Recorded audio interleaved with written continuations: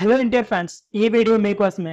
So video చూసి అలా వెళ్ళిపోకుండా వీడియో నచ్చితే మాత్రం కామెంట్ బాక్స్ లో జై ఎన్టీఆర్ అని కామెంట్ చేయండి. క్రియేట్ చేయకుండా వీడియోని స్టార్ట్ చేద్దాం.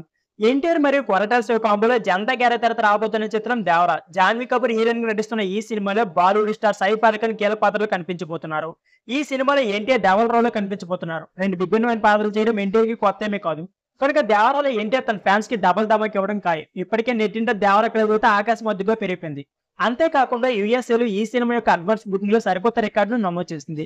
ట్రైలర్ విడుదలకు ముందు $1 మిలియన్ వసూలు సొంతం చేసుకున్న దేవరా తాజాగా $1.5 మిలియన్ వసూలు సొంతం చేసుకుంది. విడుదలకు ముందే $2 మిలియన్ వసూలు సొంతం చేసుకునే అవకాశం కనిపిస్తుంది. దేవరా నుంచి వరుస అప్డేట్లు వస్తూ ఉన్నాయి. ప్రమోషన్ లో భాగంగా ఇటీవల ముంబై ఈవెంట్ లో పాల్గొన్న ఎన్టీఆర్ అక్కడే ట్రైలర్ ను రిలీజ్ చేయడం జరిగింది.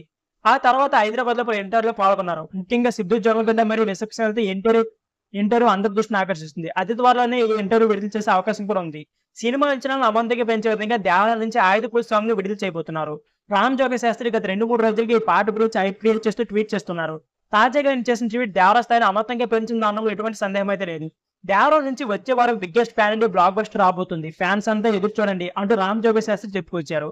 ఇప్పటికే సినిమాకున్న క్రేజ్ రెట్టింపు చేసే విధంగా ఆయుధ పూజ ఉంటుందని మేకర్స్ నుంచి సమాచారం అయితే వచ్చింది. ఈ సినిమా నుంచి ఇప్పటికే ఫీజ్ చుట్టమైన డౌలీ పాటలు వచ్చి బ్లాక్ బస్టర్ విజయాన్ని సొంతం చేసుకున్నాయి. ముఖ్యంగా చుట్టమైన పాట అయితే పాన్ ఇండియా లెవెల్ లో ట్రెండ్ అయింది. ఇక ట్రైలర్ కూడా మొత్తం దేశం మొత్తం ఊపేసింది. అందుకే ఆయుధ పూజ కోసం అంతకు మించి ఉంటుందనే విశ్వాసం వ్యక్తమవుతుంది. జాన్వీ కపూర్ హీరోయిన్ నటించిన ఈ సినిమాలో బాలీవుడ్ స్టార్ సైఫ్ అలీ ఖాన్ విలన్ కనిపించబోతున్నారు. అందరూ అందిస్తున్న మ్యూజిక్ సినిమా హైలైట్ గా నిలుస్తోంది.